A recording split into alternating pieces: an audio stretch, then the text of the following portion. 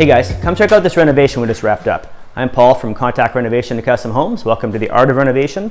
So the goals in this kitchen were to update and modernize the kitchen cabinetry and make it look new and have more storage and better flow. They wanted a larger island because before it was quite small and really wasn't useful space-wise for seating or for prep space.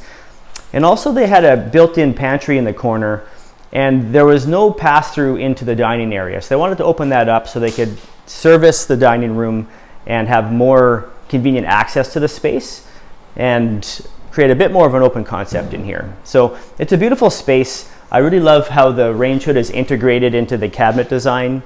It gives the door profile and really adds a bit of class to how it's finished off. Another cool feature in here I want to show you is we have an integrated coffee and espresso maker.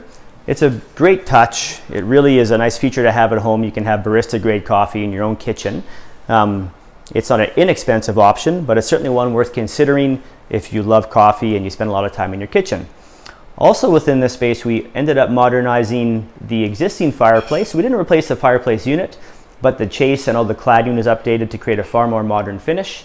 And overall, we have a beautiful space here that really modernizes the finish on the home and makes this truly the client's own space for their long-term use.